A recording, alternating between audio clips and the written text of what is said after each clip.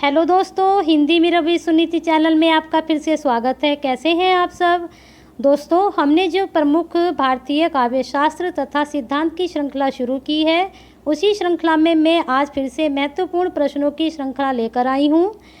इसमें वक्रोक्ति, रीति, ध्वनि और औचित्य चारों संप्रदाय से मिले जुले प्रश्नों को लिया गया है, जो आपकी परीक्षाओं की दृष्टि से अति महत्वपूर्ण है। तो दोस्तों, वस्तुनिष्ठ प्रश्नों को शुरू करने से पहले अगर आपने चैनल को सब्सक्राइब नहीं किया है तो सबसे पहले चैनल को सब्सक्राइब कर यूट्यूब के बेल आइकन को क्लिक कीजिए, जिससे हमारी नई वीडियो के नोटिफिकेशन से आप समय समय पर अवगत होते रहें। तो चलिए दोस्तों, शुरू करते हैं 60 महत्वपूर्ण प्रश्नों की श्रृंखला को। इसमें सबसे पहले हमने वक्रोक्ति संप्रदाय को लिया है, जिसका पहला प्रश्न है, वक्रोक्ति संप्रदाय के प्रतिष्ठापरक आचार्य हैं।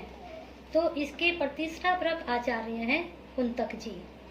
फिर दूसरा प्रश्न है, वक्रोक्ति जीवतम नामक ग्रंथ की रचना कर वक्रोक्ति सिद्धांत का प्रवर्तन किस आचार्य ने किया। तो यह किस आचार्य ने किया है, यह भी कुंतक जी ने किया है। फिर दूसरा प्रश्न है, वक्रोक्ति को काव्य की आत्मा किस आचार्य ने घोषित किया। तो यह भी कुंतक जी ने ही घोषित किया है कि वक्रोक्ति काव्य की आत्मा है। फिर अगला प्रश्न है, वक्रोक्ति का सर्वप्रथम शास्त्रीय विवेचन करने वाले आचार्य हैं। तो यह आचार्य कौन है, यह आचार्य भामा जी हैं। फिर अगला प्रश्न है, भामा के अनुसार वक्रोक्ति के मूल तत्व हैं। तो कौन से मूल तत्व बताए हैं भामा जी ने, शब्द एवं अर्थ की वक्रता या चमत्कार। फिर अगला प्रश्न है, वक्रोक्ति और अतिशयोक्ति को प्राय मानने वाले आचार्य हैं। तो यह भामा जी और दंडी जी हैं। भामा और दंडी जी ने वक्रोक्ति और अतिशयोक्ति को दोनों को प्राय माना है। फिर अगला प्रश्न है, सादृश्य लक्षणा वक्रोक्ति, सादृश्य के ऊपर आश्रित लक्षणा वक्रोक्ति है। यह कथन किसका है, तो यह कथन वामन जी का है। फिर अगला प्रश्न है, रुद्रट ने वक्रोक्ति को किस रूप में वर्णित किया है। यानी कि जो रुद्रट जी हैं, उन्होंने वक्रोक्ति को किस प्रकार वर्णन किया है। तो उन्होंने शब्दालंकार के रूप में वर्णित किया है। फिर अगला प्रश्न है, रुद्रट ने वक्रोक्ति के कितने भेद किए हैं। तो उन्होंने 2 भेद बताए हैं। पहला है काकु वक्रोक्ति, फिर दूसरा है शलेश वक्रोक्ति। फिर अगला प्रश्न है, आचार्य कुंतक के अनुसार वक्रोक्ति के कितने भेद हैं। तो आचार्य कुंतक के अनुसार वक्रोक्ति के भेद हैं 6। ये निम्नलिखित हैं, वर्ण विन्यास वक्रता, दूसरा है पद पूर्वार्ध वक्रता, फिर है पद प्रार्ध वक्रता, वाक्य वक्रता, प्रकरण वक्रता, प्रबंध वक्रता। फिर अगला प्रश्न है, वक्रोक्ति सिद्धांत की महत्वपूर्ण उपलब्धि है। तो वक्रोक्ति सिद्धांत की महत्वपूर्ण उपलब्धि क्या है, यह है कलावाद की प्रतिष्ठा।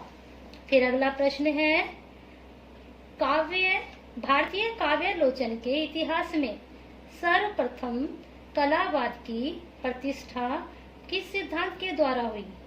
तो यह किस सिद्धांत के द्वारा हुई, यह हुई वक्रोक्ति मत के द्वारा। फिर अगला प्रश्न है, काव्य कर्म काव्य में कथन किस आचार्य का है। तो यह कथन कुंतक जी का है। फिर अगला प्रश्न है, सालंकारस्य काव्यता कथन किस आचार्य का है। तो यह कथन भी कुंतक जी का ही है। फिर अगला प्रश्न है, भामा ने अलंकार को काव्य का सर्वस्व मानते हुए वक्रोक्ति को क्या स्वीकार किया है। तो भामा जी ने वक्रोक्ति को क्या स्वीकार किया है, प्राण। उन्होंने वक्रोक्ति को इसका प्राण बताया है। इस प्रकार से हमने दोस्तों अभी वक्रोक्ति संप्रदाय के प्रश्न देखे। अब हम आते हैं रीति संप्रदाय पर। चलिए शुरू करते हैं। इसमें पहला प्रश्न है, रीति संप्रदाय के प्रतिष्ठापरक आचार्य हैं, तो इसके आचार्य हैं वामन जी। फिर अगला प्रश्न है, रीतिरात्मा काव्य कथन किस आचार्य का है, तो यह कथन भी वामन जी का ही है।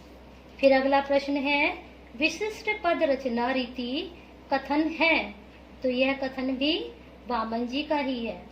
फिर अगला प्रश्न है, वचन विन्यास क्रमो रीति उक्ति किसकी है, तो यह उक्ति राजशेखर जी की है। फिर अगला प्रश्न है, गुण और रीति में संबंध स्थापित कर गुण को रीति का नियामक सिद्ध करने वाले प्रथम आचार्य हैं, तो यह आचार्य कौन है, यह आचार्य दंडी जी हैं।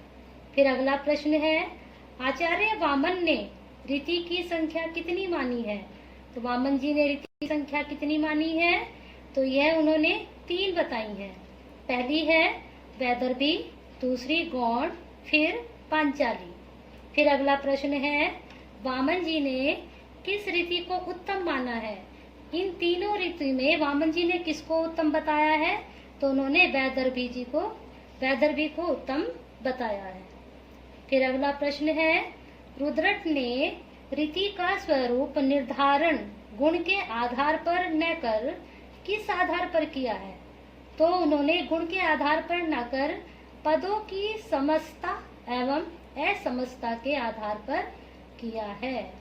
फिर अगला प्रश्न है, आनंदवर्धन ने रीति या संघटना के स्वरूपक आधार किसे माना है, तो आनंदवर्धन जी ने समास को माना है।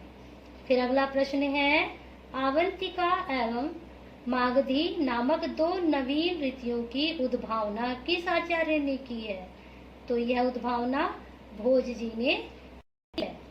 फिर अगला प्रश्न है, भोज ने कितनी रीतियों का निरूपण किया है, तो भोज जी ने 6 रीतियों का निरूपण किया है। ये है वैदर्भी, गौड़िया, पांचाली, लाटिया, आवंतिका और मागधी। ये 6 रीति हैं जिनका भोज जी ने निरूपण किया है। फिर अगला प्रश्न है, भोज के रीति वर्गीकरण का आधार है, भोज जी ने इन्हें किस वर्गीकरण के आधार पर किया है, उन्होंने गुण व समास के आधार पर किया है। फिर अगला प्रश्न है, मम्मट ने वृत्ति का स्वरूप विधायक किसे माना है, तो उन्होंने वर्ण गुंफ को माना है। फिर अगला प्रश्न है, विश्वनाथ ने रीतियों की संख्या मानी है, तो विश्वनाथ जी ने 4 मानी है। इसमें उन्होंने वैदर्भी, गौड़ी, पांचाली और लाटिया। फिर अगला प्रश्न है, विश्वनाथ ने रीतियों का विभाजन किस आधार पर किया है, तो विश्वनाथ जी ने रीतियों का विभाजन संगुम्फन के आधार पर किया है।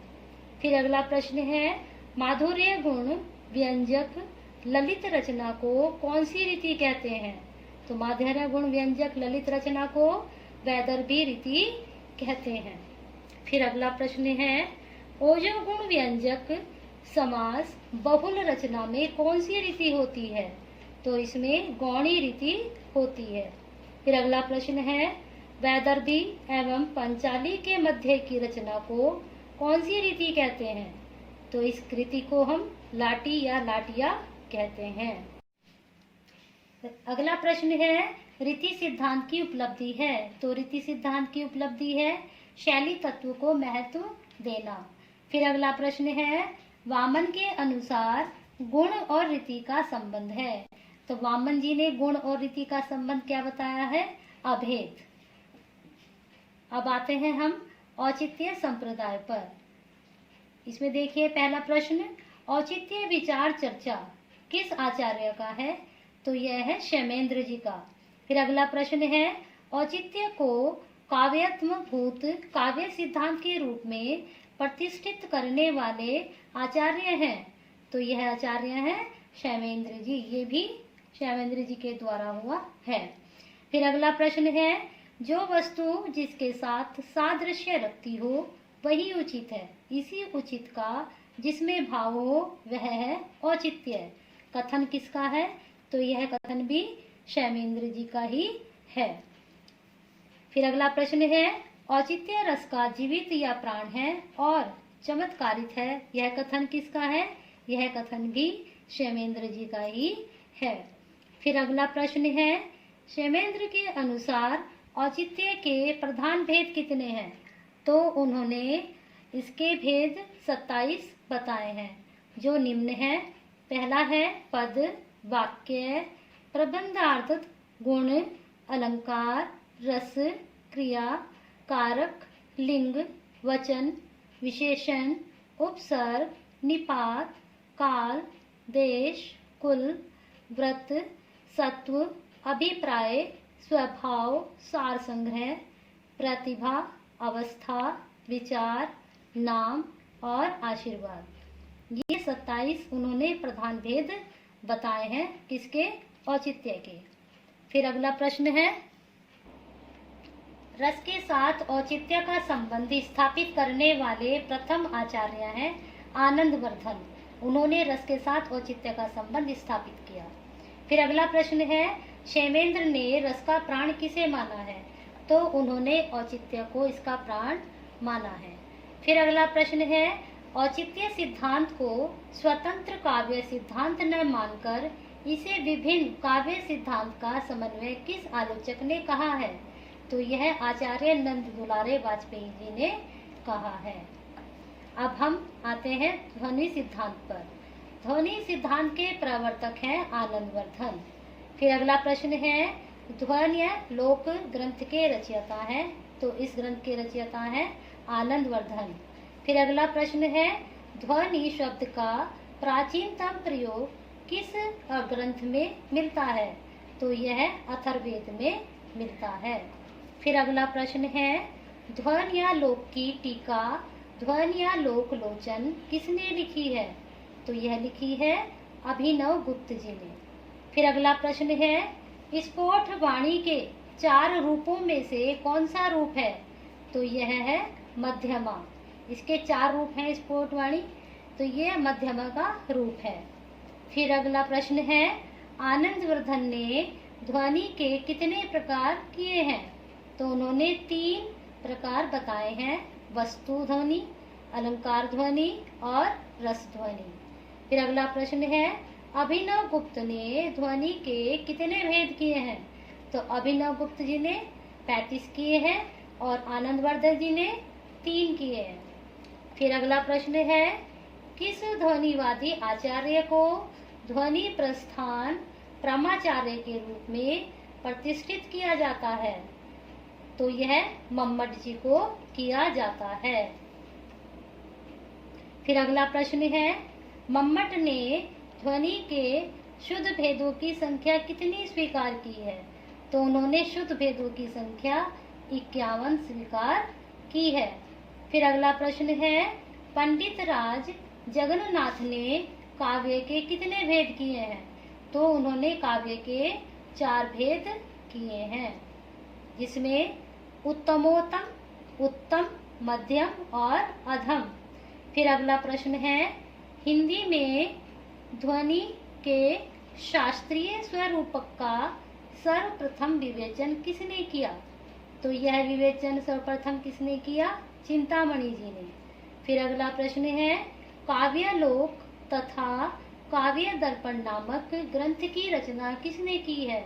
तो इन दोनों ग्रंथों की रचना पंडित रामदहीन मिश्र जी ने की है। फिर अगला प्रश्न है, प्रमुख ध्वनि विरोधी आचार्य हैं? तो कौन से आचार्य हैं प्रमुख ध्वनि विरोधी? मुकुल भट्ट, प्रतिहारेंदुराज, भट्टनायक, धनंजय धनिक, कुंतक, महिम भट्ट, ये सभी आचार्य ध्वनि विरोधी हैं। फिर अगला प्रश्न है, अभिद्यावृत्ति मातृका नामक ग्रंथ की रचना किसने की है? तो यह मुकुल भट्ट जी ने की है। फिर अगला प्रश्न है, हृदय दर्पण नामक ग्रंथ की रचना किसने की है? तो इस ग्रंथ की रचना भट्टनायक जी ने की है। फिर अगला प्रश्न है, व्यक्ति विवेक के रचयिता कौन है? तो व्यक्ति विवेक के रचयिता है महिम भट्ट जी। फिर अगला प्रश्न है, हिंदी वक्रोक्ति जीवत की भूमिका किसने लिखी? तो यह भूमिका डॉक्टर नगेंद्र जी ने लिखी। तो दोस्तों, इस प्रकार से आज हमारी ये 60 प्रश्नों की श्रृंखला खत्म होती है। इसमें हमने 4 अलग अलग संप्रदाय के मुख्य प्रश्नों को देखा। इस प्रकार आप इसी तरह से अपनी हिंदी को नई दिशा देने के लिए Hindi mirror with Suniti channel के साथ जुड़े रहें।